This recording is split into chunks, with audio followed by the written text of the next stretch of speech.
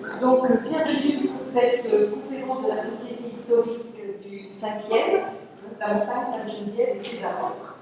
Alors, nous sommes ravis d'accueillir aujourd'hui Rémi Fromont, qui est architecte en chef des monuments historiques depuis 2016, je crois. Il a poursuivi ses études par un diplôme d'approfondissement et de spécialisation auprès de l'école de Chaillot, qui est l'école spécialiste du patrimoine, le patrimoine. Donc, de ce fait, il s'occupe du patrimoine de outre Notre-Dame, dont il va nous parler, du patrimoine de deux départements, le Puy-de-Dôme et le Cantal, où en fait il contribue à la restauration de la cathédrale de Clermont, la cathédrale de Saint-Flour et bien d'autres bâtiments. Lors de ses études, il a fait un travail tout à fait exceptionnel avec un collègue, un travail totalement inédit qui consistait à faire le relevé de la charpente de Notre-Dame.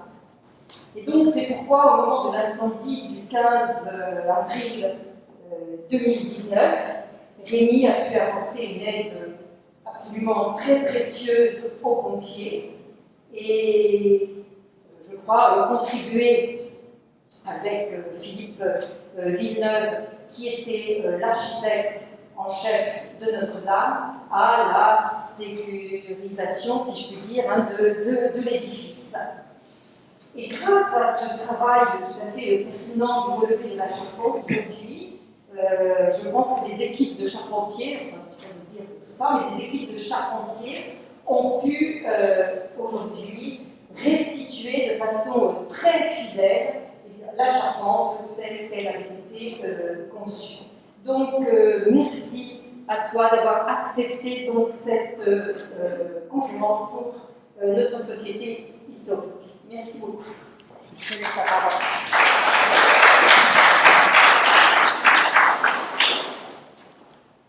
Merci beaucoup. Est-ce que vous m'entendez bien si je parle comme ça Moyennement.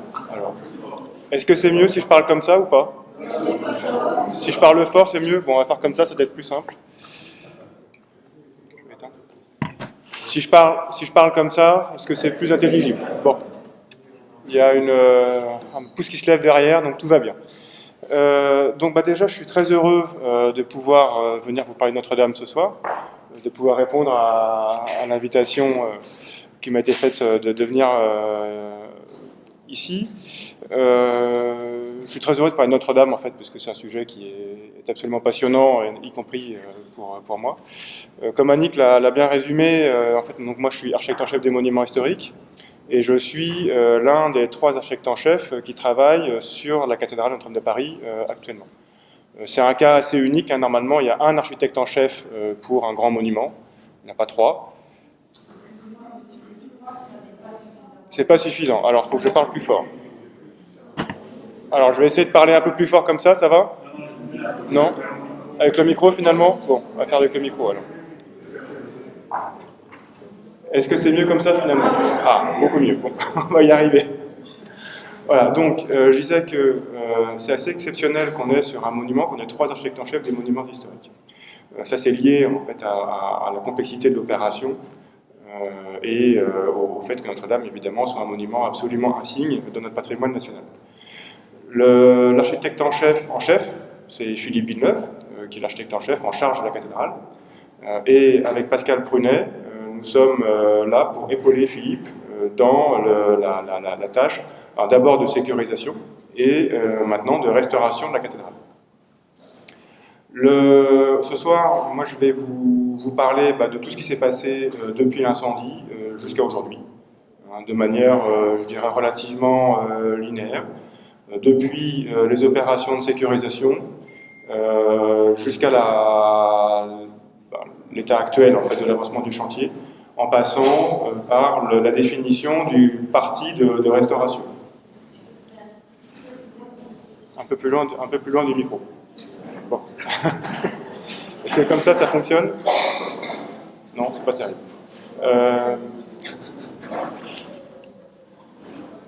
C'est mieux? va attendre que les gens s'installent.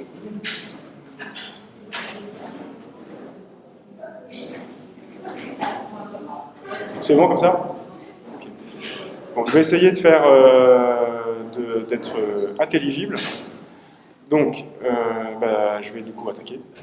Alors, 15 avril 2019, en fin d'après-midi, il y a une première alerte de sécurité incendie, puis une deuxième alerte, et on se rend compte que l'incendie est déclaré, est déjà assez fortement déployé à la base de la flèche de la cathédrale.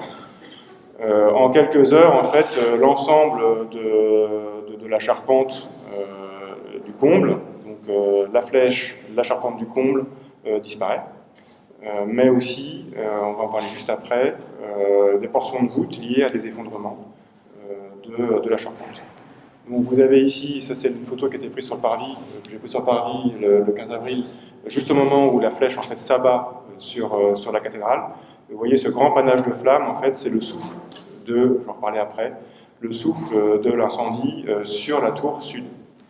Vous avez au milieu ici une photo qui a été prise juste après la chute, avec le trou qui a été fait, l'effondrement de la voûte qui a été fait par la chute de la partie supérieure de la flèche, que tout le monde a vu là, à la télévision, la partie supérieure de la flèche qui s'est abattue en fait sur les premières travées de la nef.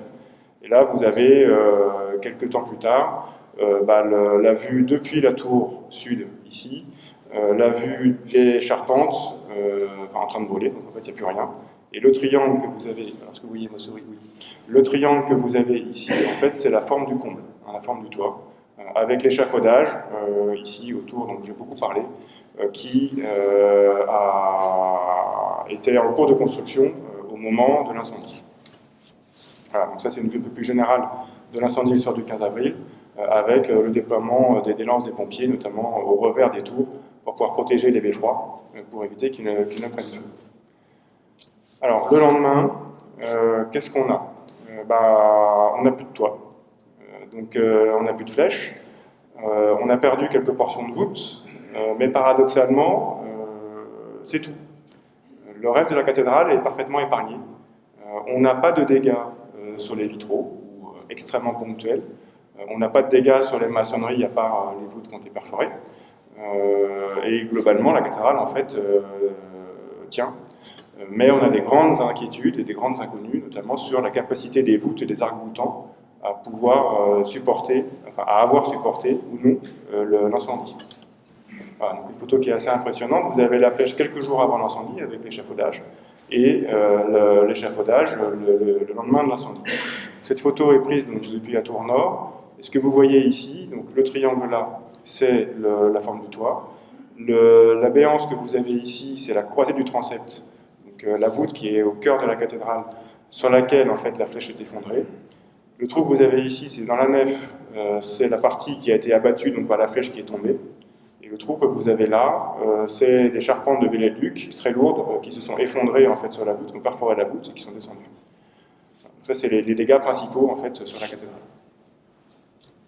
Voilà, donc des vues le lendemain ou sur le lendemain de l'incendie. Donc on a un échafaudage qui est dans un état extrêmement précaire de stabilité au-dessus de la cathédrale. Parce qu'en fait cet échafaudage était extrêmement bien conçu, puisqu'en fait ce qu'on aperçoit ici, un petit peu, c'est que normalement cet espace-là est circulaire à peu près, c'est l'espace qui est là, qui englobe la flèche, mais en fait il s'est déformé vers le sud-ouest, parce qu'en fait la flèche est couchée sur l'échafaudage, a été retenue par l'échafaudage, et ensuite a glissé, et s'est consumé tout doucement sur la voûte. S'il n'y avait pas eu l'échafaudage, la flèche serait abattue sur la cathédrale. Donc en fait, l'échafaudage, paradoxalement, a sauvegardé la cathédrale. Voilà, donc cet échafaudage, normalement, ça c'est ce qu'on appelle le tabouret de l'échafaudage. Il aurait dû y avoir après un échafaudage beaucoup plus haut pour venir jusqu'en haut de la flèche. En fait, ce tabouret, c'est exactement comme l'échelle sur laquelle vous êtes assis, il y a 4 pieds. On en reparlera après. Et puis il y a une assise, sauf qu'en fait là, c'est comme si il manquait l'élément transversal pour soutenir l'assise. Il n'est pas encore complètement monté, donc l'échafaudage est dans un état d'équilibre très précaire. Voilà. Donc là vous voyez toujours les vestiges des bois, tout ce qui reste, des charpentes, toujours l'échafaudage. À l'intérieur, c'est toujours très impressionnant aussi, vous avez une vue magnifique paradoxalement, de la lumière qui rentre dans la cathédrale, quelque chose qu'on n'a pas vu en fait depuis le 19e, depuis Viollet-le-Duc, parce que Viollet-le-Duc, pour construire sa flèche, avait démonté la voûte de Beaufranc, qui était une voûte du 18e, pour pouvoir construire sa flèche. Donc une vue qu'on n'avait pas vue depuis 150 ans. Ce que vous voyez au centre, c'est l'échafaudage suspendu au-dessus de la cathédrale, de la croix du transept, et les bois que vous avez là, pour vous rendre compte un petit peu de l'échelle, il doit faire à peu près 4 ou 5 mètres de long. Donc c'est-à-dire que c'est 4 fois ma table. Un petit miracle, c'est la Vierge au pilier, qui a été absolument préservée de l'incendie, avec juste une escarbille qui est tombée dans la main, et c'est tout. À 50 cm près, il y a des bois qui sont tombés et qui ont écrasé complètement les sols. Alors, au lendemain de l'incendie, évidemment, qu'est-ce qu'on fait avant de penser à restaurer? Il faut stabiliser l'édifice et mener des interventions d'urgence. Donc, Philippe Villeneuve a immédiatement donné 4 objectifs qui sont assez simples à émettre. Le premier, c'est de mettre hors d'eau la cathédrale. Alors, mettre hors d'eau, c'est quoi? C'est empêcher qu'il pleuve sur et dans la cathédrale. Parce que les pierres qui ont pris l'incendie, les calcaires qu'on a à Paris, les calcaires lutétiens, quand ils ont pris le feu, en fait, ils ne supportent pas les cycles d'humidité et de séchage. Donc il faut au plus vite les garantir l'étanchéité à l'eau de la cathédrale, de manière à ne pas risquer que les pierres se dégradent encore plus. Il faut évidemment stabiliser l'édifice, puisque les voûtes, on ne sait pas du tout dans quel état elles sont au lendemain de l'incendie. Il faut déposer l'échafaudage qui risque à tout moment de s'effondrer sur la cathédrale et de générer un sursinistre très important. Et il faut évacuer le mobilier et les vestiges de manière à ne pas avoir de pertes supplémentaires pendant le chantier ou si par malheur une partie de l'édifice venait à s'effondrer. Alors la mise hors d'eau, elle s'est faite en plusieurs étapes. Une première étape où on a construit une bâche, on a posé une bâche en fait au-dessus de la cathédrale, donc sur les murs en fait qui accueillaient les charpentes. Cette bâche a été construite, posée en moins d'une semaine. Ce qui nous a permis de mettre la cathédrale hors d'eau, en tout cas des grandes parties de la cathédrale hors d'eau, juste avant qu'il pleuve. Donc on a eu beaucoup de chance, on a pu travailler avec des systèmes forains, c'est vraiment les systèmes que vous voyez pour les concerts, c'est des grandes poutres treillis sur lesquelles qu'on a posé sur les murs, que vous voyez là, les grandes poutres ici. Un système très simple, mais qui permet de garantir très très vite la mise en eau. Voilà, ça donne ça une fois que c'est fini.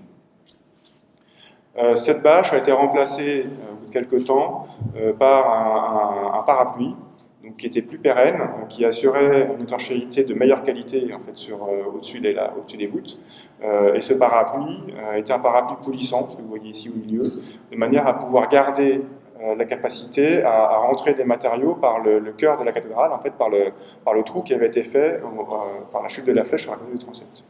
En fait, paradoxalement, le fait que la voûte soit effondrée a été un atout pour qu'on puisse ensuite travailler et amener des matériaux notamment à l'intérieur de la cathédrale.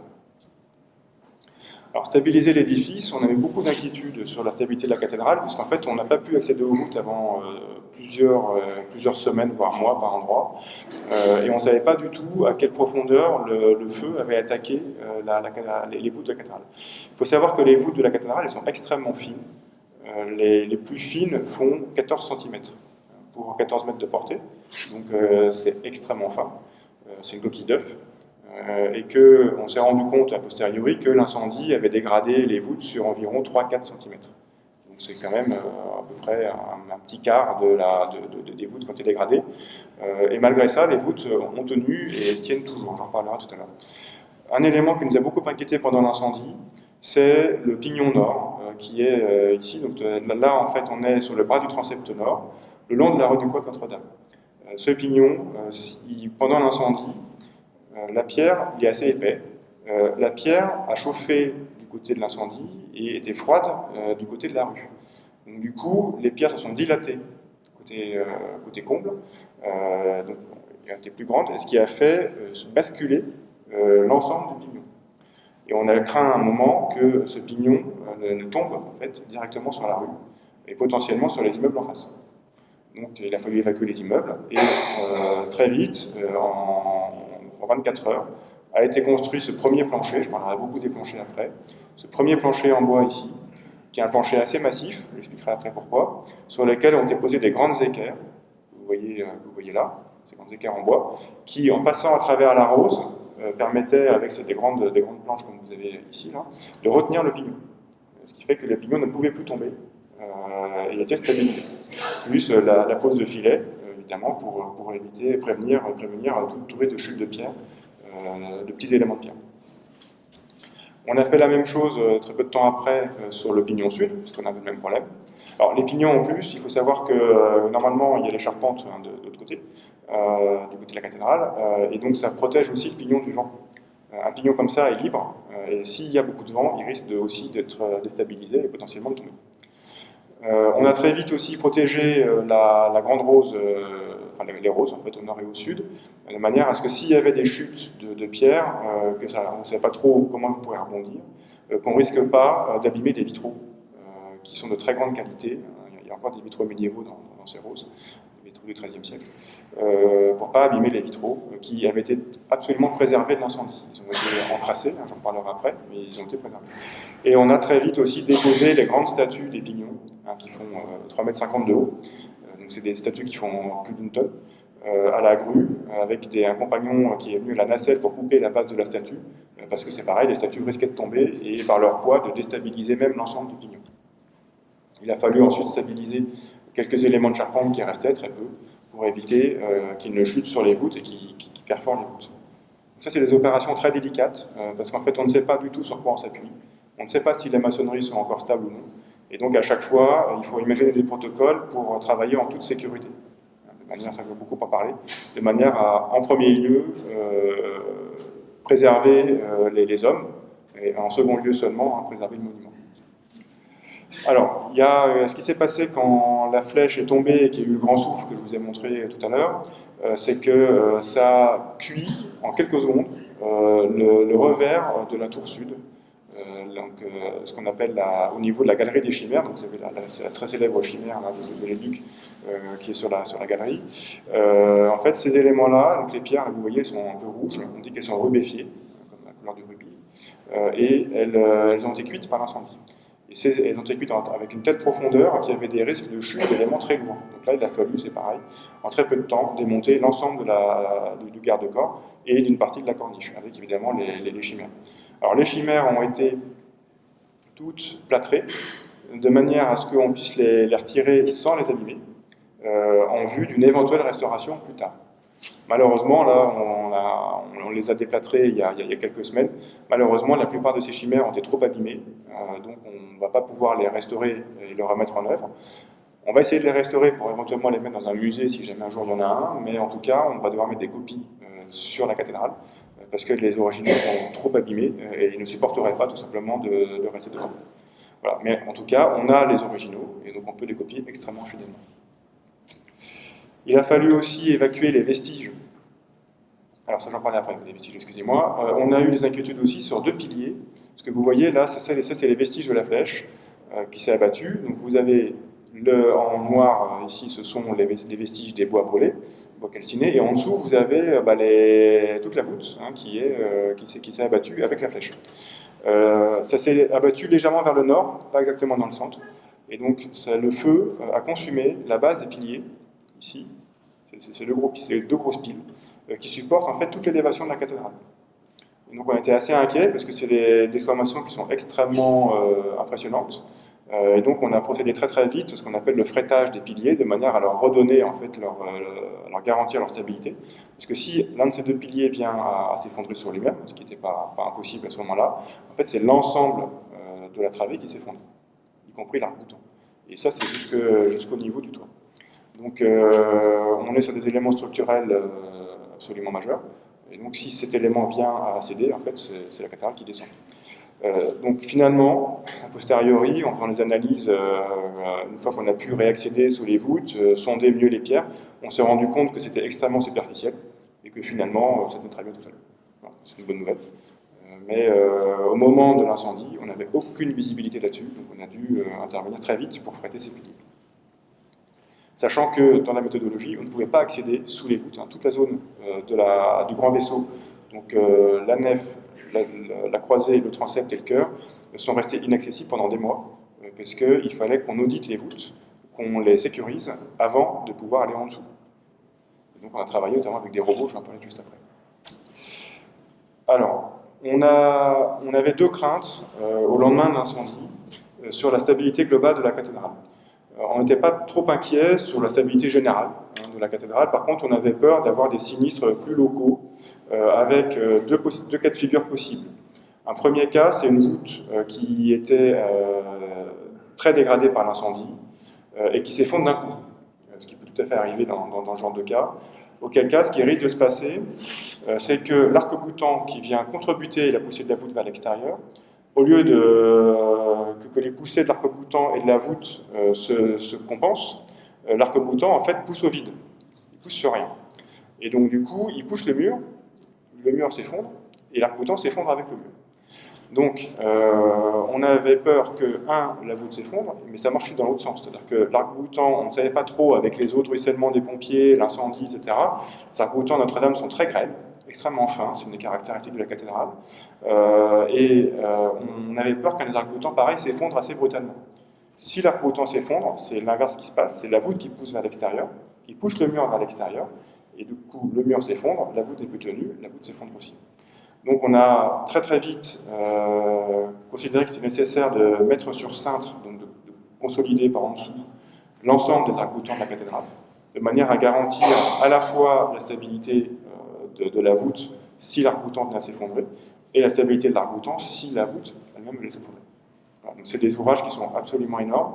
Vous voyez ici la photo, vous voyez les petits personnages qui sont là qui donnent un petit peu l'échelle. On a plus de 12 mètres ici d'ouverture diagonale. Chaque pièce avec le palonnier, ça fait environ 10-12 tonnes. Ils sont tous faits sur mesure pour être exactement, se loger exactement à leur place. Et on les a levés un par un, exactement dans leur bonne position, parce qu'en fait, une fois qu'on les met sur la grue, on ne sait pas, c'est très difficile, en tout cas, de les refaire pivoter et de les mettre à la verticale s'ils ne le sont pas. Donc il a fallu calculer pièce par pièce le centre de gravité pour que ce soit absolument vertical quand on lève, de manière à pouvoir enquiller les arcs-boutants, les cintres sous les arcs-boutants, un par le côté, sans risquer d'abîmer l'arc-boutant. Donc on a des pièces qui font 10 tonnes, qui font 12 mètres de diagonale, qui passent dans les travées qui font environ 5 mètres de large. Donc c'est très délicat. C'est pour ça qu'il a fallu plusieurs mois, parce que dès qu'il y a du vent, évidemment, ça pose problème. Il a fallu plusieurs mois pour mettre sur cintre l'ensemble des arcs-boutants. Mais c'est une opération qui, aujourd'hui, nous permet de dire que la cathédrale est parfaitement sécurisée au niveau de la stabilité, au moins sur les extérieurs. On a dû faire pareil après pour les voûtes. Donc là, en fait, on travaille que par l'extérieur, parce qu'on a d'abord dû consolider l'extérieur pour pouvoir ensuite travailler à l'intérieur. L'idée, quand on a un sinistre comme ça, c'est de venir consolider les parties les moins fragilisées, de se rapprocher de plus en plus des zones les plus sinistrées, de manière à garantir que si la zone sinistrée s'effondre d'un coup, il n'y ait pas d'effet domino, et qu'on ne risque pas de perdre d'autres parties de la cathédrale. Si on commence par sécuriser le point dur, enfin le point le plus abîmé, on risque en fait de créer des sursinistres sur les zones, paradoxalement, qui sont juste à côté. Donc on a aussi conçu avec l'entreprise des planchers qui sont très lourds. Pareil, chaque plancher pèse environ 10 tonnes. Pourquoi est-ce qu'on a conçu ces planchers ? Il faut savoir qu'une cathédrale comme Notre-Dame de Paris a besoin d'une couverture qui est pesante. On a besoin de poids en haut, contrairement à ce qu'on a beaucoup entendu, il faut que ce soit lourd.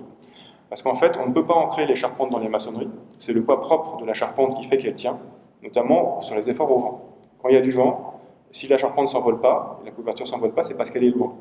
Sinon, vous devez vous ancrer dans la maçonnerie, et là, vous risquez, sur des édifices comme celui-ci, de créer des sinistres extrêmement importants dans les maçonneries, d'arracher les maçonneries, tout simplement. Donc le fait de venir mettre du poids en haut, ça permet de stabiliser en fait les équilibres entre les voûtes et les arcs-boutants. Quand vous avez quelque chose qui pousse très fort sur le côté, si vous appuyez très fort en fait au-dessus, et bien en fait naturellement ça va redescendre. Donc on a conçu ces planchers assez lourds pour ça. On a conçu ces planchers aussi pour pouvoir les charger assez fortement, de manière à pouvoir dégager les vestiges qui étaient sous les planchers, les poser dessus, en attendant que les grues viennent les chercher. Ça nous a permis aussi, je vais en parler juste après, de suspendre des cordistes qui ont pu dégager tous les vestiges qui étaient sur les voûtes sans avoir à marcher sur les voûtes. Et ça nous a permis à nous aussi de faire les diagnostics des voûtes en étant suspendus au plancher sans marcher sur les voûtes, et que si une voûte s'effondrait, la voûte s'effondre, elle tombe en bas et la personne reste suspendue au bout de son fil, il n'y a pas de danger. Voilà. Donc c'est des opérations qui ont été assez fastidieuses, évidemment, parce qu'on travaille moins aisément au bout d'une corde, évidemment, que directement sur une voûte, mais on a réussi. On a fait aussi des espèces de pansements comme ça en plâtre, avec des armatures en fibre de verre, de manière à couturer les espaces qui avaient été perforés par des petites chutes d'éléments, notamment métalliques, hein, des croix, pour pas que le trou risque de s'agrandir brutalement. Voilà. Parce qu'en fait, la difficulté sur des voûtes comme ça, c'est que les claveaux, donc les petites pierres, hein, qui forment la voûte, normalement sur un arc, elles sont taillées en biseau, de manière à ce qu'il y ait une partie plus large qui bloque, et que quand ça veut descendre, en fait, ça se coince tout seul. Là, Notre-Dame, en fait, c'est de tout petits claveaux, des voûtes très grands, et ils sont pas biseautés, en fait, c'est des parallélépipèdes. Et donc, en fait, c'est le joint qui fait la stabilité de la voûte. Avec les eaux des pompiers, on avait beaucoup peur que les joints soient lessivés par les eaux des pompiers, se transforment finalement en sable, et que la consistance du joint soit perdue, et que du coup ce soit la voûte qui descende. Donc il a fallu, dès qu'on avait un petit trou comme ça, le consolider de manière à ce que si par malheur un bout d'un claveau ici venait à descendre, qu'on n'ait pas tout d'un coup un effet pareil, un effet domino toujours, qui fait que l'ensemble du trou tout d'un coup vient à s'agrandir, et que c'est une portion très importante de voûte qui descend. On a dû démonter certaines parties de voûte qui étaient très endommagées, de manière à pouvoir accéder jusqu'aux parties saines, pour ne pas risquer d'effondrement complémentaire de voûte. Alors, il a fallu ensuite, une fois qu'on a sécurisé l'extérieur, qu'on a considéré que les voûtes étaient suffisamment saines pour qu'on puisse travailler par en dessous, on a pu monter de grands échafaudages qui ont un double usage. Premier usage, c'est de venir accueillir des cintres, ce que vous apercevez ici, qui vont pouvoir venir stabiliser les voûtes à l'intérieur. Deuxième usage, c'est ce qu'on fait aujourd'hui, c'est de pouvoir nettoyer en fait, l'ensemble des parements de la cathédrale. Donc ces cintres, ils se présentent sous cette forme. C'est des ouvrages qui sont là aussi assez complexes, hein, qui sont faits tous sur mesure. En fait, ils sont dessinés de manière à pouvoir passer dans un oculus ici, c'est tout petit, de manière à ne pas avoir à démonter de portions de voûte ou de fenêtres, ou alors de ne pas avoir à faire rouler les cintres depuis la colonne de transept, par exemple, jusqu'au fond de la cathédrale. Ces cintres, ils sont conçus de manière à pouvoir pivoter et à se bloquer en fait, avec des pièces métalliques ici au centre.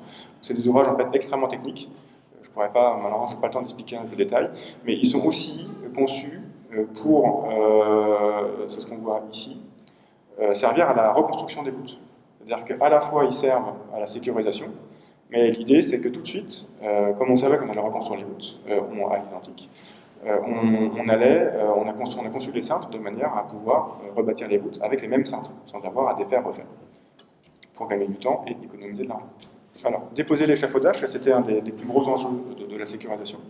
Donc l'échafaudage, il se présente sous cette forme, donc c'est un grand carré, qui est posé sur 4 pieds, donc vous avez 2 pieds ici, donc le grand carré il est là, les pieds ils sont là, et ils sont posés à l'extérieur de la cathédrale. Ils reposent sur les terrasses des tribunes, ici et là. Cet échafaudage, il y avait 2 risques. Un risque qui s'effondre vers l'intérieur de la cathédrale, ce qui aurait été gênant pour l'échafaudage et pour la cathédrale, mais ce qui finalement ne présentait pas tellement de risques pour les avoisinants et pour le chantier. Et un risque beaucoup plus important qui s'effondre vers l'extérieur. Alors là, pour le coup, on ne maîtrisait plus rien, et de nouveau, on risquait de tomber sur les immeubles en face. Et surtout sur tout le chantier qui est déployé en dessous. Et là, pareil, on peut générer des sinistres extrêmement importants sur les parties basses de la cathédrale. Donc, ce qui a été conçu avec les échafaudeurs, c'est de construire une grande résille, donc c'est ces grandes poutres que vous avez là, que vous voyez ici un peu plus foncé, à différents niveaux, de manière à construire comme une résille autour de l'échafaudage pour éviter qu'il ne s'écarte ou qu'il ne s'effondre sur lui-même. Voilà, donc ça c'est la mise en œuvre de ces poutres. Donc c'est quelque chose qui est assez délicat, parce que les poutres elles font 25 mètres de longueur. Donc il faut pouvoir les lever. Donc là vous voyez un premier système de renforcement déjà pour éviter que l'échafaudage ne puisse s'effondrer sur lui-même. Alors ensuite, une fois qu'on a sécurisé ça, on a pu démonter l'échafaudage en travaillant à la nacelle. Alors ce que je vais pas expliquer, c'est qu'entre-temps, il a fallu retirer la partie centrale de l'échafaudage qui était ici complètement calcinée, et que pour faire ça, on ne pouvait pas le faire à la nacelle parce que c'est trop compliqué, il n'y avait pas assez d'accès. Donc on a dû construire, ce que vous voyez ici en vert clair, je suis désolé, on voit très peu sur ce dessin, On a dû construire sur les planchers qu'on avait déjà mis en place sur les barres de transept. On a construit d'autres échafaudages qui montaient plus haut que l'échafaudage sinistré, sur lesquels on a remis encore une poutre, à laquelle on a suspendu des cordistes pour découper en fait les tubes un par un. C'est extrêmement laborieux, c'est assez périlleux, et les tubes étaient mis dans des bacs qui étaient envoyés avec une grue. Donc vous aviez d'un côté le cordiste suspendu, à côté le bac suspendu à la grue, et puis des morceaux d'échafaudage. Alors tout ça, et autour du cordiste, vous aviez des échafaudeurs qui disaient là tu peux couper, là tu peux couper, là tu coupes pas. Parce que si on coupe le mauvais tube, en fait, comme il y a beaucoup de tension dans les tubes qui étaient incendiés, on pouvait se reprendre tout simplement le tube dans la figure. C'était assez dangereux. Et donc on a eu de la chance, là, les échafaudeurs et les cordistes ont très bien travaillé, main dans la main, et ça s'est parfaitement passé, il n'y a eu aucun problème. Voilà, et donc à la fin, une fois qu'on a pu retirer la partie la plus délicate, là c'est les échafaudeurs qui ont travaillé à la nacelle. Alors l'idée c'est jamais se mettre directement sur l'ouvrage, c'est toujours avoir des moyens de repli très rapides, comme ça si jamais ça bouge ou que ça s'effondre, les hommes sont toujours protégés. Et donc avec un travail de nuit, notamment à la fin, pour gagner un petit peu de temps et surtout sécuriser au plus vite en fait, la cathédrale. Voilà, donc ça c'est une fois qu'on a retiré l'échafaudage, on retrouve les vestiges qui étaient en dessous, qu'on n'a pas pu retirer avant. Voilà, donc là à nouveau les vestiges ont été retirés avec des cordistes, on a construit des planchers et on a retiré les vestiges à la corde. Voilà, ça c'est les appuis de la flèche, donc on est là, ici. Les appuis de la flèche que vous voyez, ça c'est la pierre d'appui de la flèche qui n'a pas souffert de l'incendie. On va reconstruire la flèche dessus. Et la masse marron, enfin grise que vous avez là, en fait c'est du plomb fondu. Donc vous avez des dizaines de tonnes. La masse volumique du plomb c'est 11,3, donc ça veut dire que votre bouteille d'eau d'un litre, en fait elle pèse 11 kg quand vous la remplissez de plomb. Donc c'est 11 fois plus dense que l'eau, donc ça veut dire que ici, là vous avez quelques mètres cubes de plomb, donc si vous avez 3 mètres cubes, vous avez 33 tonnes de plomb de chaque côté. Et ça, c'est assez favorable, en fait, paradoxalement, pour la tenue de la voûte. Alors, je vais accélérer un petit peu. Il a fallu évacuer le mobilier et les vestiges aussi très vite. Ça, j'ai expliqué pour ne pas avoir de sursinistre. Donc, notamment la Vierge au pilier, où on a construit une espèce de tortue pour venir la chercher. Pour pas que s'il y a une pierre qui tombe, les hommes qui étaient venus la chercher risquent que ça fonde sur la tête. La Vierge, aujourd'hui, elle est dans une église parisienne, je ne sais plus, Saint-Germain, je crois. On a déposé très vite aussi des vitraux pour ne pas risquer de sursinistre, parce qu'on savait qu'avec le chantier, il y aurait beaucoup de choses qui allaient se passer autour des vitraux. Donc ça permettait de les protéger, et ça permettait aussi de les envoyer très vite en atelier, de manière à pouvoir les nettoyer. Parce qu'ils étaient très encrassés déjà avant l'incendie, et ils l'ont été encore plus par l'incendie.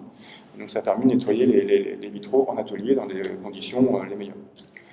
On a débarrassé les vestiges qui étaient tombés dans la nef, dans la croisée, avec des robots, que vous voyez ici en bas, de manière à ne pas risquer que les hommes qui seraient venus se prennent la voûte sur la tête si jamais elle risquait à tomber. Et on a mis des filets aussi.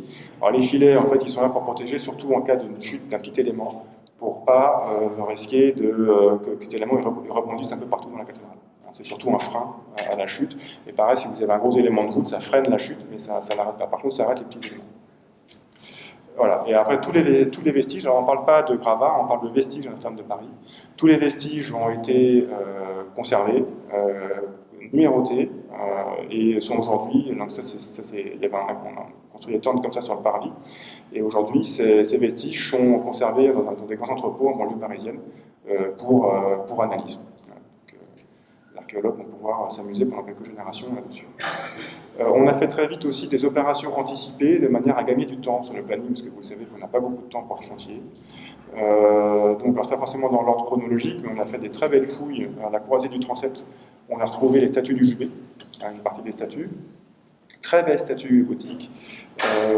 Ces statues, vous en avez quelques exemplaires au musée de Cluny, qui ont été nettoyées en fait, au 19e et qui sont blanches. Là, vous avez les mêmes, mais polychromes. Donc là, c'est pareil, elles sont parties chez les archéologues pour analyse, et on espère pouvoir un jour les montrer dans un musée. Pas la cathédrale, si possible.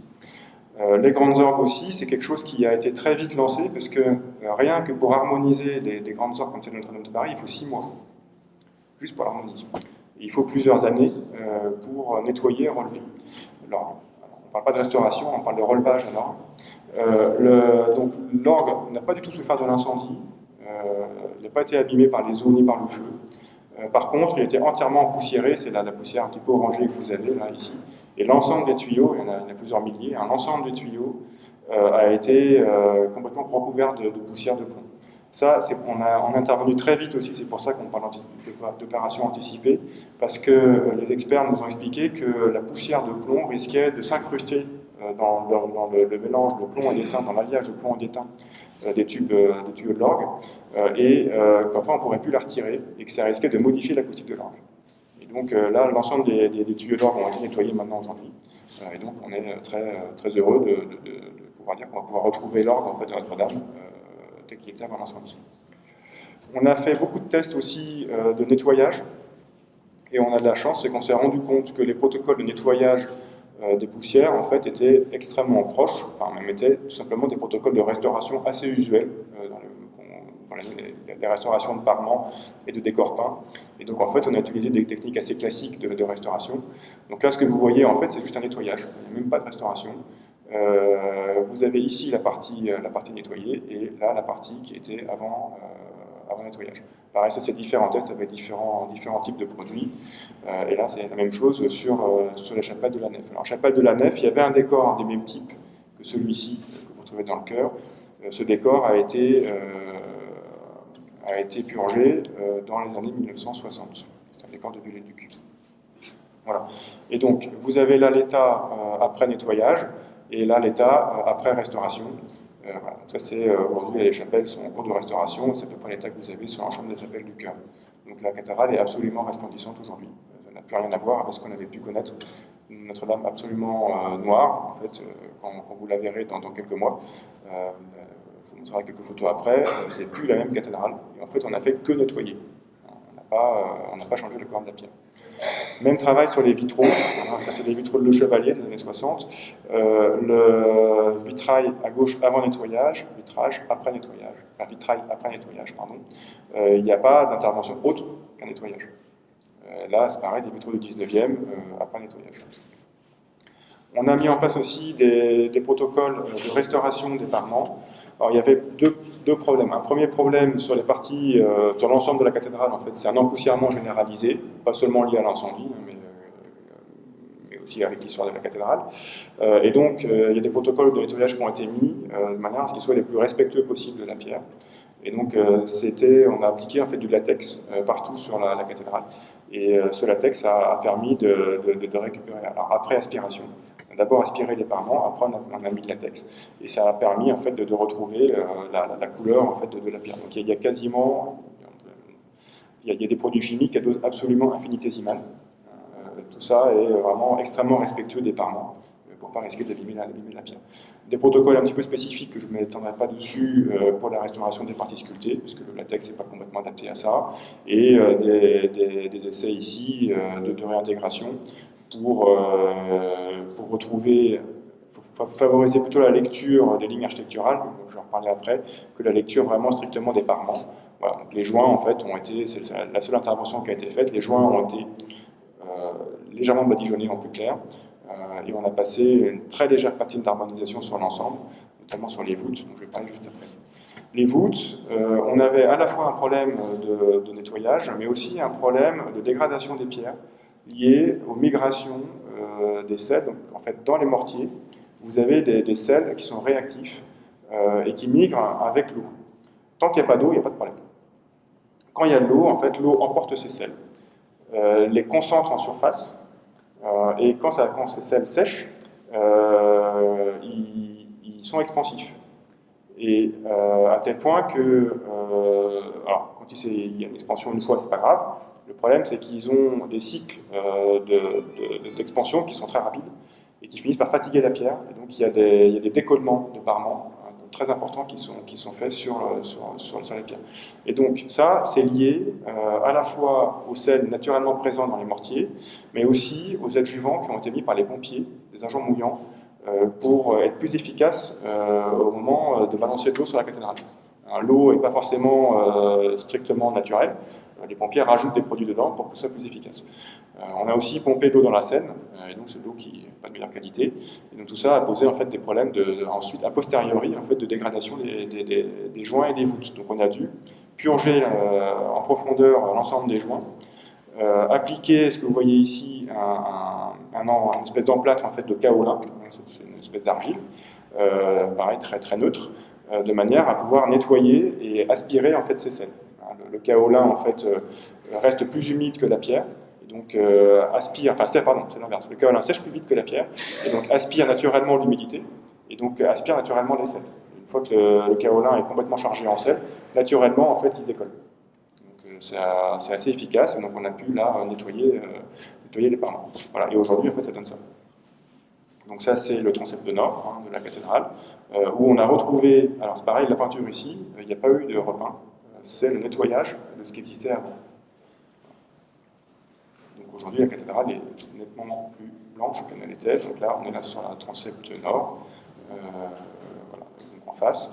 Et là, on est en train de déposer l'échafaudage, donc on a achevé en fait, cette partie de la restauration de la cathédrale. Alors, une fois qu'on a fait les opérations anticipées, en même temps qu'on faisait la sécurisation, en même temps qu'on lançait les opérations anticipées, on a dû produire le projet de restauration, notamment définir le parti de restauration. On avait, pour la reconstruction de la cathédrale, on avait 3 grandes options. La première option, c'était de préserver la lacune. C'est-à-dire qu'en fait, on ne reconstruit rien. On laisse les traces de l'incendie, et puis on se contente juste de stabiliser le monument, et c'est tout. En gros, on préserve la ruine. C'est ce qu'ont fait par exemple les Américains au World Trade Center sur le Grand Zéro, où ils ont reconstruit autour, mais ils n'ont pas reconstruit sur l'emplacement des tours. À Notre-Dame, parce que là-dedans, il y a une logique mémorielle, évidemment, de commémoration. Il n'y a pas à venir souiller la mémoire des victimes par une opération, par exemple, immobilière ou spéculative. C'est des choses qu'on retrouve beaucoup sur les édifices martyrs, pendant les guerres, par exemple, choses comme ça. Vous retrouvez ça, par exemple, à Oradour-sur-Glane, où on s'attache à conserver l'état du village tel qu'il était juste après l'intervention des Allemands. À Notre-Dame, en fait, il n'y a pas eu de victimes.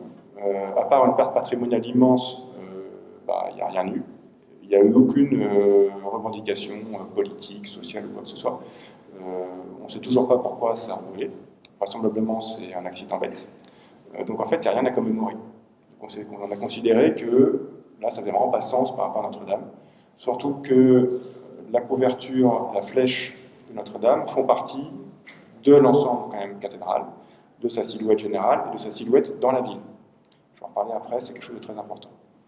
Donc, on avait du coup on a éliminé cette première option pour en conserver 2 autres. C'était construire quelque chose d'autre ou restaurer à l'identique. Construire quelque chose d'autre, on pouvait construire un toit sans flèche. La cathédrale a été à un moment un toit sans flèche, très brièvement. Il y avait une flèche avant la Révolution qui était démontée parce qu'elle était en mauvais état. Et Viollet-le-Duc en fait a restitué, avec Belasius, ils ont restitué une flèche. J'en parlerai après. Donc la flèche en fait fait partie aussi de la cathédrale et du paysage parisien. Notre-Dame n'est pas classée au patrimoine mondial de l'UNESCO, et par contre elle fait partie du bien Rive de Seine. C'est-à-dire qu'il y a un bien UNESCO à Paris, qui est la Rive de la Seine, et Notre-Dame est nommée dans ce bien. Donc, et notamment sa silhouette. Et donc on a considéré que si on ne restituait pas la silhouette de Notre-Dame, on dégradait aussi le bien UNESCO, et donc finalement on dégradait l'ensemble de l'agglomération parisienne. Il y a évidemment le côté extrêmement symbolique de la flèche sur la cathédrale, et donc on a très vite préconisé de reconstruire en fait une flèche et un toit sur la cathédrale. Une fois qu'on a choisi de reconstruire une flèche et un toit, on peut faire soit la flèche du XIIIe siècle, mais on la connaît extrêmement mal. Le projet global, enfin le projet de restauration du XIXe était extrêmement cohérent. Donc, j'en parlerai après. Donc en fait, le fait de reconstruire une flèche du XIIIe sur une cathédrale extrêmement restaurée au XIXe, je reviendrai dessus après, faisait pas beaucoup de sens, donc c'est quelque chose qu'on a très vite évacué. Par contre, on pouvait reconstruire une flèche, comme on l'a beaucoup vu dans les médias, une flèche dite contemporaine, ce que nous on appelait plutôt dans le style international contemporain. C'était tout à fait possible.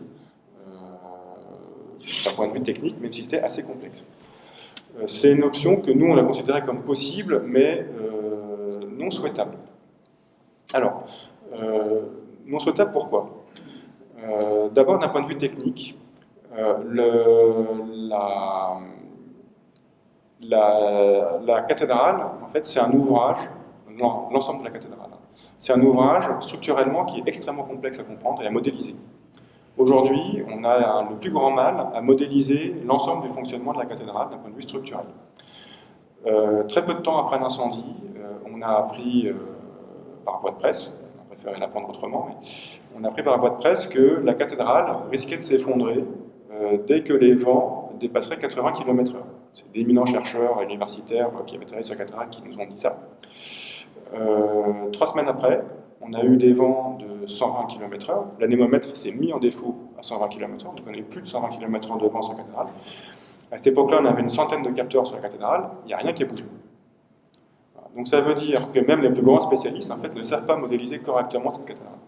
Pour pouvoir justifier un ouvrage neuf sur un ouvrage ancien, alors on parle là de construire un ouvrage neuf sur une cathédrale des XIIe et XIIIe siècles qui a subi l'incendie. Donc c'est assez difficile à justifier. Et comme on ne sait pas justifier les appuis, c'est extrêmement difficile de justifier un ouvrage qui ne soit pas le même qu'avant. Donc techniquement, en fait, c'était assez complexe de construire une flèche différente de celle de Viollet-le-Duc et de Bellu, et des charpentes différentes de celles qu'on avait avant. D'un point de vue plus patrimonial, la cathédrale telle qu'on la connaît, en fait, c'est une cathédrale, c'est une restauration de la Suisse et Viollet-le-Duc, qui commence vers 1843 et se termine vers à peu près 20 ans après. C'est un projet extrêmement complet, qui va depuis la couverture et la flèche jusqu'à la sculpture extérieure, jusqu'à la restauration et la restitution des gables par exemple, jusqu'à la dérestauration, on dirait aujourd'hui, de tout ce qu'avait fait Soufflot pour retrouver une cathédrale gothique, jusqu'au mobilier, jusqu'aux vitraux, jusqu'au programme iconographique, etc. Donc c'est un projet extrêmement complet. Et donc la couverture et la flèche faisaient partie de ce programme complet. Nous, ce qu'on a dit à un moment, c'est que le projet de la Société Viollet-le-Duc, en fait, c'était une couverture, une flèche, pour la cathédrale. Les projets qu'on a vus dans la presse, c'était des projets sur la cathédrale. En fait, la plupart des projets qu'on a pu voir, la greffe, en fait, se faisait pas bien et n'était pas dans la logique globale de l'édifice gothique. La restauration de la Société Viollet-le-Duc, là où elle est remarquable, c'est que quand on la regarde de près, ce n'est pas une restauration néo-gothique, comme ça a été fait à Rouen quelques décennies plus tôt, par exemple pour la flèche, qui est une flèche en fonte. C'est une restauration purement gothique. C'est-à-dire qu'en fait, Viollet-le-Duc et la Suisse avaient une telle connaissance des systèmes structurels, constructifs, décoratifs, etc., de ce genre de cathédrale. En fait, ils ont reconstruit, ils ont restauré, au sens propre, une cathédrale gothique. Et donc, on a considéré que cette œuvre-là faisait partie intégrante de l'histoire de la cathédrale, et que ne pas la restituer, c'était dégrader la valeur et la qualité patrimoniale de la cathédrale. Donc c'est pour ça que d'un point de vue de la doctrine, on a préconisé de restituer et de restaurer à l'identique. D'un point de vue toujours technique, notamment pour la flèche, on s'est rendu compte que la flèche de Viollet-le-Duc, c'est bien celle de Viollet-le-Duc pour le coup, pas de la Société Viollet-le-Duc, j'en parlerai aussi après. La flèche de Viollet-le-Duc, vous ne pouvez pas séparer la forme extérieure de la structure du décor. Le décor est porté par des éléments structurels. La forme de la flèche est donnée par des éléments structurels. Si vous changez le matériau, vous changez nécessairement la forme. Si vous changez la forme, vous changez la structure. Si vous changez la forme de la structure, vous changez la forme générale de la flèche. Donc en fait, tout ça est un ouvrage extrêmement complexe, extrêmement complet. Et donc changer un paramètre, c'est changer l'ensemble en fait, de l'ouvrage. Donc c'est pour ça aussi qu'on a considéré que l'ouvrage était digne d'être reconstruit. Il y a d'autres raisons pour lesquelles je reviendrai après. Donc voilà, donc le projet, il a fallu ensuite l'établir dans le détail. Donc vous avez en rouge toutes les parties qu'on reconstruit. Hein. Il y a quelques petits points, notamment ici, sur de restauration des beffrois, parce que l'incendie a un tout petit peu attaqué le beffroi nord, mais de manière assez ponctuelle. Mais voilà, principalement, on travaille sur les voûtes ici, on travaille sur la flèche, sur le comble, et puis sur le plateau liturgique qui était complètement écrasé par la chute de la flèche. Voilà, ça c'est la vue en plan du comble. En fait, on refait à l'identique. Je vais détailler après. Alors, pour les charpentes, enfin déjà pour la cathédrale, le parti aussi a été pris de restituer à l'identique. Ça, c'est un parti aussi qui est général. C'est pour ça aussi qu'on a préconisé de reconstruire les parties hautes à l'identique, c'est que pour les voûtes, en fait, on reconstruit à l'identique, on ne s'est pas trop posé la question. On construit strictement de la même manière. Les sculptures qui ont été dégradées par l'incendie, on les refait de la même manière. On n'a pas demandé à l'artiste contemporain de refaire des sculptures. On aurait très bien pu le faire. On aurait pu reconstruire les voûtes en briques ou en béton. C'était possible, voire en bois. Donc, c'est des choses sur lesquelles on a à peine été interrogé. Et ça fait parfaitement consensus. Et donc, prenant aussi ce parti de restauration pour les parties maçonnées de la cathédrale, on aurait trouvé ça incohérent pour l'ensemble d'avoir un parti différent pour les charpentes. On aurait créé une rupture en fait dans l'ensemble des projets de restauration, une rupture conceptuelle. Alors, pourquoi est-ce qu'on a choisi, plus dans le détail, en fait, de reconstruire l'identique? D'abord, ces charpentes, au sens large, elles avaient une très forte valeur patrimoniale. On avait, avant l'incendie, 3 grands ensembles de charpentes, la nef, le transept et le chœur. La nef et le chœur étaient les charpentes originelles du XIIIe siècle, du début du XIIIe, entre 1215 et 1225. La partie centrale, le transept et la flèche, charpente de Viollet-le-Duc, des années à peu près 1859-60. On se situe dans tant pour les charpentes gothiques, ici et là, que pour la charpente de Viollet-le-Duc, au début et à la fin de l'histoire des grandes charpentes françaises. Notre-Dame, elle est là, c'est on est à la première génération des cathédrales gothiques, mais plutôt à la fin. Et d'un point de vue structurel pour les charpentes, c'est la première grande cathédrale qui a des charpentes vraiment de type gothique. Avant, vous avez notamment Sens, ce sont des charpentes de type roman. Ce n'est pas des charpentes gothiques, techniquement. Et donc Notre-Dame, c'est le premier grand exemple en France de charpente gothique sur une cathédrale. Donc on est au démarrage d'une histoire. Alors, qu'est-ce qui différencie une charpente gothique d'une charpente romane? En fait, c'est 2 révolutions. On a une révolution technique, qui paraît toute bête aujourd'hui, c'est la généralisation de l'usage du tenon et de la mortaise. Le tenon et la mortaise, c'est ça. Vous avez une pièce, le tenon, il est... Je crois que ma souris... Je vais essayer de vous montrer là. Voilà, le tenon, il est là. Et donc, c'est une pièce mâle qui rentre dans une pièce femelle. C'est un assemblage qui est extrêmement courant aujourd'hui, qu'on utilise toujours en charpente. Ce système-là, il est extrêmement rigide. Avant, on a des assemblages, comme vous avez ici, qu'on appelle un dévêtissement latéral. C'est-à-dire qu'en fait, on vient emboîter, comme un Lego, en fait, les pièces les unes dans les autres. Ce système-là, il y a deux inconvénients. La pièce, ici, l'assemblage, en fait, les 2 pièces peuvent jouer, peuvent pivoter. Et l'inconvénient principal, c'est que ces pièces-là, elles peuvent sortir latéralement. Et donc, ça donne des charpentes qui, généralement, parce qu'il y a toujours des exceptions, notamment à Sens, généralement ont une durabilité qui est moins importante. La deuxième révolution, elle est conceptuelle. C'est ça, c'est ce qu'on appelle l'art du trait. L'art du trait, c'est ce que les maçons appellent la stéréotomie. Aujourd'hui, l'art du trait des charpentiers, il est inscrit au patrimoine immatériel de l'UNESCO. C'est la capacité qu'ont les charpentiers à tracer en atelier des pièces de charpente les plus complexes et à les tailler avec la plus grande exactitude. Les charpentiers, ils ne travaillent pas au centimètre, ils ne travaillent pas au millimètre, ils travaillent juste. Donc les assemblages, les charpentiers disent ça biche, qu'en fait ça plaque. Alors, il n'y a pas de jeu, c'est bien fait. Et donc ça, c'est grâce aux techniques qui ont été déployées de manière absolument généralisée à Notre-Dame de Paris, sans doute pour une des premières fois au XIIIe siècle. C'est à l'autre bout de l'histoire des charpentes, vous avez la flèche de Viollet-le-Duc et de Bellu. Bellu, c'est le charpentier, qui est un des grands chefs-d'œuvre d'art du trait des charpentes. La flèche de Notre-Dame de Paris est un des ouvrages de charpente traditionnels les plus complexes qui existent en France, existant en Europe. Donc, et ça, on a pu construire tant les charpentes gothiques que les charpentes de Viollet-le-Duc que grâce à cet art du trait. Donc en fait, on a 2 maillons. Le premier grand exemple de charpente gothique, le dernier grand exemple de charpente traditionnelle qui sont sur le même édifice. Ce qui est extrêmement intéressant, c'est que dans leur histoire, les charpentes de Viollet-le-Duc sont extrêmement inspirées des charpentes gothiques de la cathédrale. Donc c'est pas une copie conforme, elles sont inspirées, elles sont améliorées. Et ça, Viollet-le-Duc le décrit extrêmement bien dans son dictionnaire, il le décrit aussi très bien dans le mémoire qu'il a remis avec Lassus au nom du concours de 1843. en fait, les charpentes sont en bois, et en fait, il améliore le système gothique. Donc, vous ne pouvez pas comprendre la flèche de Viollet-le-Duc sans avoir les charpentes gothiques de la nef et du chœur à côté. Donc ça, c'est un ensemble qui est extrêmement cohérent.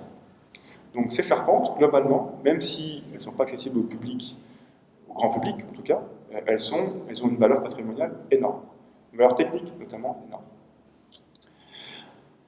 À partir du moment où on a considéré que ces ouvrages étaient intéressants et dignes d'être reconstruits, est-ce qu'on a les données pour la reconstruire? On a de la chance, Annick en a parlé un petit peu, avec un ami, avec Cédric Transo, on a pu réaliser, quand on a fait l'école de Chaillot, le relevé des charpentes gothiques de la nef et du chœur. Donc on connaît toujours d'ailleurs, extrêmement bien ces charpentes, et nous on a fait les relevés de manière absolument exhaustive, c'est-à-dire qu'on n'a pas interprété, on a tout redessiné, on a dessiné tout ce qu'on voyait, et ça nous a permis, après l'incendie, en fait, de faire un diagnostic a posteriori de l'ensemble des charpentes, et de comprendre de manière très fine toute leur histoire.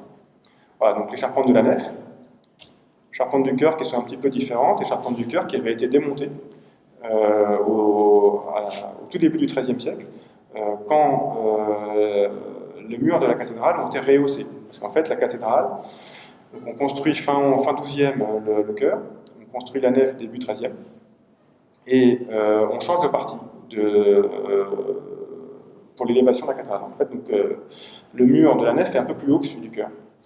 Et donc, pour maintenir en fait, l'unité de la cathédrale, et c'est en ça que Notre-Dame est absolument remarquable, pour maintenir l'unité de la cathédrale, en fait, les architectes et les compagnons à l'époque démontent les charpentes qui avaient été construites, rehaussent le mur et reconstruisent les charpentes avec des bois de réemploi. Ils réemploient en fait les bois du XIIe pour le XIIIe. Donc on connaît très très bien l'histoire des charpentes. On connaît aussi très bien leur fonctionnement structurel et leur vieillissement. On s'est rendu compte, en faisant l'analyse a posteriori des charpentes, que structurellement, elles étaient extrêmement bien conçues. Que structurellement, il n'y avait pas de problème du tout. Et qu'elles avaient tenu 850 ans grâce à leur qualité structurelle. Que tous les problèmes qu'on avait sur les charpentes étaient liés, à 99%, à des problèmes d'entretien des couvertures. Le problème d'entretien sur les grands monuments, c'est pas nouveau, ça date de toujours. Et donc, qu'est-ce qui se passe? C'est que quand vous avez une fuite, notamment en partie basse, en fait, ça pourrit le bois. Quand ça pourrit le bois, en fait, l'assemblage en pied cède. Quand ça cède en pied, ça entraîne des ruptures sur toute la hauteur de la charpente. Et donc, c'est l'ensemble de la charpente qui se déforme. Donc on s'est retrouvé avec, avant l'incendie, avec des réparations multiples sur la cathédrale, donc avec une espèce de gang qui était venu phagocyter en fait la charpente gothique. Donc ce que vous voyez ici, c'est un document qui est un petit peu technique, c'est le plan des charpentes gothiques avant incendie. Vous avez en marron tous les bois qui étaient conservés de la construction, donc, du début du XIIIe siècle. Vous avez ici en jaune toutes les réparations qui étaient liées à des ruptures d'assemblage. Vous avez ici en bleu quelques renforcements dans le chœur, parce que les charpentes du chœur étaient un peu moins bien conçues que celles de la nef. Et donc la partie de restauration, c'est-à-dire qu'on va conserver ces renforcements. Alors, quand on dit moins bien conçues, on pense qu'elles ont cédé au bout de 3 siècles, à peu près. Donc au niveau garantie, c'est pas mal. Vous avez en bas toutes les adjonctions qui sont venues pour garantir la planéité de la couverture. Parce qu'une fois que la charpente se déforme, la couverture se déforme, il y a des fuites. Et donc pour qu'on ait une couverture qui ne soit pas fuyarde, au moment de refaire la couverture, on rajoute des pièces de bois par-dessus la charpente, pour ne pas refaire la charpente, de manière à garantir la planété de la couverture. Donc vous aviez les charpentes gothiques complètement impliquées dans une gangue d'intervention, dont les premières, on pense qu'elles sont du XIVe siècle, il y avait quelques ruptures de pièces au XIIIe, mais les principales étaient du XVIIe, XVIIIe et XIXe siècle. Ce que je vous disais tout à l'heure aussi, c'est qu'on a constaté, après l'analyse, que les lignes d'épure, donc les lignes de construction des charpentes, de la nef, du chœur, mais aussi des charpentes 19e de Viollet-le-Duc, étaient les mêmes. Viollet-le-Duc a utilisé les mêmes lignes d'épure que ses prédécesseurs. Donc ça garantit une très grande continuité structurelle de l'ensemble des charpentes. Donc là encore, une qualité technique des charpentes. On avait en plus une documentation, alors sur les parties qu'on n'avait pas relevées avec Cédric, on avait une documentation extrêmement approfondie, parce qu'on avait très peu de documentation sur les parties nef et chœur, donc la partie gothique, mais par contre une documentation extrêmement riche sur la flèche. On a la chance d'avoir conservé énormément de dessins d'origine, soit du charpentier, Bellu, soit de viaduc lui-même. Et donc vous avez ici des dessins, donc ça c'est à droite vous avez les dessins du dictionnaire, ça c'est des dessins qui sont conservés à la Médiathèque du patrimoine à Charenton, qui sont les dessins originaux de conception, et qui sont extrêmement proches de ce qui avait été construit. On a encore mieux, on a les plans d'exécution du charpentier. Voilà. Donc on n'a pas tout, mais on a énormément d'informations, et on a ces côtés au millimètre. Donc on a toutes les sections des bois, toutes les longueurs, on a les principaux assemblages, etc. On a des maquettes qui ont été réalisées par Bellu au moment de la construction de la flèche. On a 2 ou 3 exemplaires en France. Ces maquettes sont extrêmement justes, elles font à peu près 1,50 m de haut. Vous pouvez en voir une à la Cité de l'Architecture. Elles sont extrêmement justes, et y compris dans tous leurs assemblages. Donc c'est une source très sûre d'informations. Dans les années 70-80, vous avez 3 compagnons, enfin 3 aspirants compagnons, qui, pour leur travail de réception en tant que compagnons, ont réalisé la maquette de la flèche et qui ont fait des relevés très précis de cette flèche. Ils sont encore en vie, on a pu prendre contact avec eux, on avait déjà pris contact avec eux en fait, au moment des relevés, on les connaissait, et on a eu la chance qu'ils aient conservé toutes leurs épures. Donc en fait, on a tous les dessins qu'ils ont réalisés pour la flèche. Donc c'est une source qui nous permet de corroborer tant les maquettes que les épures de Bellu. Et tout ça est très très cohérent. Voilà. Et puis pour les parties gothiques, on a les relevés qu'on a réalisés Cédric et moi, donc avec une méthode un peu différente, c'est des relevés qu'on a fait à la main, de manière quasiment archéologique. En fait, on a relevé l'ensemble des éléments, ce qui nous a permis d'être à la fois très juste géométriquement, parce qu'on a utilisé des méthodes de relevé qui nous permettaient de l'être, et en même temps très juste dans l'analyse structurelle et constructive des choses, puisqu'on a dessiné absolument tout ce qu'on voyait, sans chercher à interpréter. Et aujourd'hui, on se rend compte qu'heureusement qu'on n'a pas interprété, parce qu'en fait, il y a des choses très subtiles qui se passent dans la cathédrale, dans ces charpentes, et que nos relevés permettent de restituer toutes les subtilités. On avait une documentation générale, mais là qui permettait plutôt de restituer les charpentes dans leur contexte historique et qui confirme que ces charpentes ont un très grand intérêt historique, tant pour les charpentes gothiques que pour les charpentes 19e. On avait en plus énormément, alors d'abord les statues, qui étaient là, c'est les statues originales, qui avaient été déposées pour restauration juste avant l'incendie. Donc ces statues sont conservées et elles vont être placées au même endroit, pour restauration. On a aussi énormément de vestiges, même s'ils sont très calcinés. Ces vestiges sont très riches d'enseignements pour les parties qu'on ne pouvait pas voir dans le relevé. Il y a beaucoup d'assemblages qu'on ne connaissait pas parfaitement, et l'analyse des vestiges nous a permis de conforter des hypothèses qu'on avait. Et ensuite, on a pu travailler pour les parties, notamment de la flèche, qu'on connaissait moins bien sur les assemblages. On a pu travailler par analogie, puisque le charpentier Bellu, en quelques années, il y a moins de 5 ans, je crois, entre la construction de la flèche de la Sainte-Chapelle, d'Orléans et Notre-Dame de Paris, en quelques années, le même charpentier construit 3 flèches, qui sont techniquement très similaires. La Sainte-Chapelle, juste à côté de Notre-Dame, qui est plus petite, mais techniquement très proche, et la flèche d'Orléans, qui est à peu près la même taille que Notre-Dame de Paris, et pareil, techniquement très similaire. Donc c'est le même type d'assemblage. L'escalier que vous voyez au centre, en bas, c'est celui d'Orléans, on a le même Notre-Dame de Paris. Quasiment le même. Au lieu d'avoir un garde-corps métallique, on a un garde-corps en bois, et tout le reste est le même. Les assemblages sont les mêmes. Voilà. Et puis on a une documentation photographique assez importante. On a aussi, j'en parle pas trop parce qu'on les a très peu utilisés, des nuages de points. C'est des scanners 3D qui permettent de vérifier certaines hypothèses, mais qui sont paradoxalement beaucoup moins précis que les maquettes, par exemple, ou que les dessins du 19e siècle. Ça permet plutôt de voir des déformations, et là ça aide plutôt à l'analyse technique et structurelle des ouvrages. Alors l'intérêt aussi de reconstituer à l'identique, c'est que techniquement, on a un retour d'expérience qui est absolument énorme. On a des charpentes qui ont tenu 150 ans, qui ont sans doute subi des tempêtes absolument énormes et qui n'ont pas bougé. La flèche de Viaduc, pendant sa construction, a subi une tempête très importante, elle n'a pas bougé. Donc même au point de vue des assureurs, c'est quelque chose qui est très valable, de dire en fait on reconstruit pareil, et donc ça va se comporter pareil. Alors après, on apporte quelques toutes petites modifications, là où on sait qu'il y a eu des ruptures, des problèmes, mais c'est extrêmement coûteux. Alors ensuite, la question, on a beaucoup entendu juste après l'incendie, on n'a pas les matériaux. On a les matériaux en quantité très importante. On a la chance en France d'avoir notamment des propriétaires privés et l'ONF, par hasard public, l'Office national des forêts, qui conduisent la forêt exactement comme on l'a conduit depuis Colbert. Et Colbert, en fait, c'est l'héritier des grandes futaies médiévales. Donc, pour avoir des bois comme on a besoin d'avoir Notre-Dame de Paris, notamment qu'on a fait pour le chœur, On doit conduire la forêt de chênes de manière très spécifique pour avoir des chênes, comme vous le voyez à droite, qui sont parfaitement rectilignes, qui sont sans branches, et qui sont d'une qualité absolument irréprochable. Les bois sont parfaitement droits. Et ça nous permet de tailler les pièces des charpentes telles qu'on en a besoin. Si on perd ce savoir-faire, on n'est plus capable de reconstruire la charpente en termes de Paris. Pour avoir des bois comme ceux-ci, vous avez des petits personnages qui sont en balle. Ça, c'est des arbres qui font 35 mètres de haut. Vous avez 25 mètres tout droit. C'est exceptionnel. Sur des bois qui sont extrêmement élancés. Hein. On parle d'à peine 1 mètre de diamètre au pied. On n'est pas sur le gros chêne trapu que vous avez au milieu du champ. On est sur des bois très élancés. Et ça, c'est un savoir-faire. Il faut 15 générations de charpentiers pour avoir un arbre comme ça. De forestiers pour avoir un arbre comme ça. Si on perd le savoir-faire sur 2 générations, c'est fichu.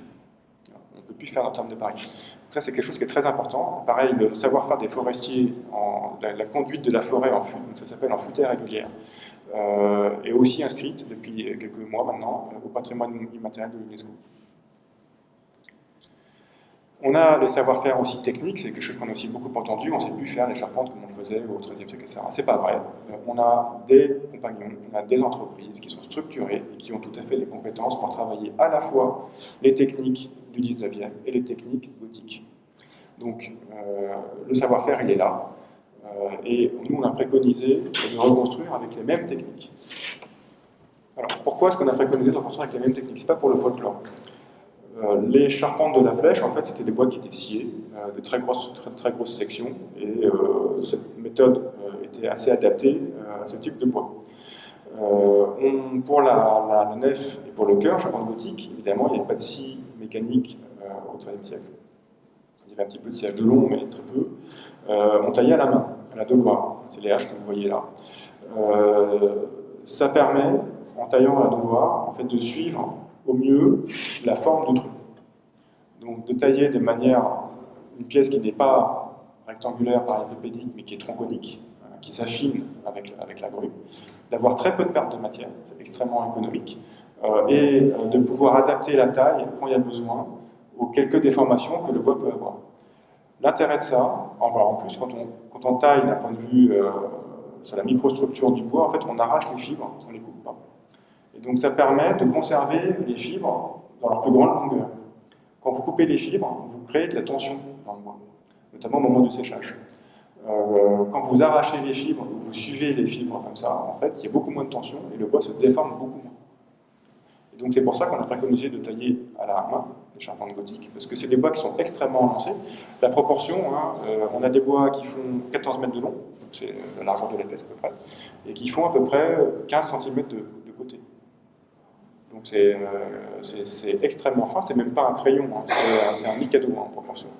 Voilà. Et donc la moindre déformation, en fait, c'est plusieurs centimètres que vous prenez sur l'ensemble du bois. Et donc là, en étant extrêmement rigoureux sur le choix des bois, il faut des bois de première qualité, et extrêmement rigoureux sur la taille, on arrive à garantir que les charpentes ne se déforment pas. Si vous taillez ça à la scie, vous avez de forts risques de déformation des charpentes. Voilà. Donc là, vous avez quelques exemples. Donc là, c'est en cours de taille. Donc ça, c'est une démonstration qui a été faite en juillet 2019, si je ne dis pas de bêtises, par l'association Charpentiers sans frontières, qui justement voulait démontrer qu'en fait, il y avait les savoir-faire, qu'on pouvait refaire sans trop déployer de moyens des charpentes à l'identique, y compris sur les moyens de taille. Voilà. Et ça, c'est l'atelier Perrault, qui est le mandataire du groupement qui refait les charpentes de la nef et du chœur. Donc des compagnons qui taillent de manière traditionnelle à la hache. Alors, il faut parler après. Voilà. Et là, vous avez Rémi Desmond. Donc c'est l'autre atelier qui Perrault taille le chœur, Desmond taille la nef. Rémi Desmond, ça fait plus de 15 ans qu'il taille le bois à la main. Et donc il y a une expertise extraordinaire sur la taille manuelle. On a de la chance d'avoir des gens comme lui sur le chantier. Voilà, et ça, c'est différents types de haches. Donc certains qu'on utilise sur la cathédrale, comme celle-ci, d'autres qu'on n'utilise pas, comme celle-là, parce que ça, c'est des haches de type germanique, et ce n'est pas les mêmes formes de haches, donc ce n'est pas les mêmes formes de marques sur les bois. On est très attaché à avoir les mêmes formes de marques que ce qu'on pouvait avoir à Paris au XIIIe. Voilà, et là, vous avez, si vous pouvez passer, l'équipe de charpentiers, les équarrisseurs. Alors, les équarrisseurs, ce n'est pas des bouchers. Équarrir, ça vient de la charpente, pas de la boucherie. Équarrir, ça veut dire rendre carré. Donc on passe d'une section ronde à une section carrée. Donc ça, c'est les équarrisseurs avec leur hache qui ont taillé à la main l'ensemble des bois de Notre-Dame. Pour la flèche, c'est un petit peu différent. On a travaillé avec des bandes scie traditionnelles. C'est plutôt des bandes scie horizontaux qui permettent d'avoir plus de précision en fait, dans la taille. On a travaillé aussi, donc je l'expliquais tout à l'heure, grâce aux épures de Bellu, le charpentier. Alors, celui qui a dessiné toutes ces épures, on a gardé son nom, c'est Georges, Monsieur Georges. Et son nom était sur la plaque qu'il y avait au pied du poinçon de la flèche, avec celui de l'architecte et celui du charpentier. C'était le gâcheur, on appelle ça. Le gâcheur, c'est celui qui est maître de tout le dessin, de tout le tracé des charpentes. Donc c'est la pièce maîtresse de la taille. Voilà, et donc là, ça c'est les pièces que vous avez ici, en fait on est juste là, cette pièce-là. Ça c'est une des pièces les plus complexes qu'on ait eu à tailler, parce que c'est des pièces qui ont une section qui n'est pas rectangulaire, mais qui est pentagonale. Donc on est sur 5 faces. Alors ce qu'il faut savoir, c'est que la flèche, là aussi c'est un chef-d'œuvre, c'est que la croisée du transept à Notre-Dame, c'est pas un carré, c'est pas un rectangle, c'est même pas un parallélépipède, c'est un quadrilatère, irrégulier. Et donc, même si ça paraît très symétrique, toutes les pièces sont différentes. Donc vous devez tailler les pièces et dessiner les pièces une par une. Et donc c'est ce qui a été fait. Et là où vous croyez qu'il y a certaine symétrie dans l'assemblage, etc., en fait non. Le fait que la géométrie change, en fait, l'assemblage forcément, même s'il a toujours le même aspect extérieur, en fait cet assemblage n'est jamais le même, hein, même pour des pièces qui sont symétriques. Voilà, donc c'est des pièces d'une très grande complexité qui donnent des très beaux assemblages. Vous avez un set Jupiter. Voilà, donc qui permettent aussi, alors ça c'est très important pour nous, de venir conserver aussi des savoir-faire. Parce qu'évidemment, un chantier comme Notre-Dame, c'est un conservatoire des savoir-faire.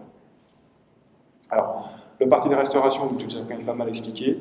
Donc pour la nef, en fait c'est simple, on refait à l'identique, sauf comme c'était avant l'incendie, on retire les réparations. Parce qu'en fait les réparations, c'est pas un effet volontaire de conception, c'est un accident dans l'histoire des charpentes. C'est lié à la négligence de l'homme, en fait. Donc on ne restitue pas la négligence, mais par contre on restitue le savoir-faire de ce qu'il y avait avant la négligence. Donc c'est simple. En jaune, c'est les pièces qui avaient été rajoutées par-dessus les charpentes gothiques pour faire des réparations. Et en fait, on les retire, on se retrouve... Ça, c'est l'état tel qu'il était initialement avant les réparations avant l'incendie, et on retire les réparations, donc on se retrouve en fait avec l'état gothique. C'est simple. Voilà, donc ça, vous avez enfoncé les réparations, petite axonométrie qui montre le détail des charpentes assemblées. C'est des charpentes qui sont très denses au niveau des bois. Voilà, et donc ça, c'est des prototypes qui ont été faits pour la taille des bois. On s'est aussi beaucoup attaché à ne pas modifier le système structurel, puisqu'il fait partie de la qualité patrimoniale en fait, de la charpente, et donc à ne pas modifier, à garder systématiquement pour les charpentes gothiques des assemblages bois sur bois chevillés avec des chevilles de chêne. C'était comme ça que ça avait été construit. On s'y emploie et on arrive à démontrer que ça tient structurellement, y compris avec les normes actuelles. C'est très important. Quand on a des bons ingénieurs et qu'on a titillé un petit peu, on y arrive.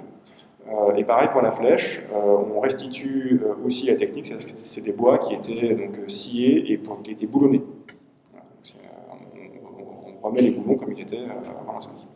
Voilà, donc ça, c'est des photos qui sont toutes fraîches, qui ont date d'hier, chez les ateliers des Monts, avec donc, les charpentes en cours de taille.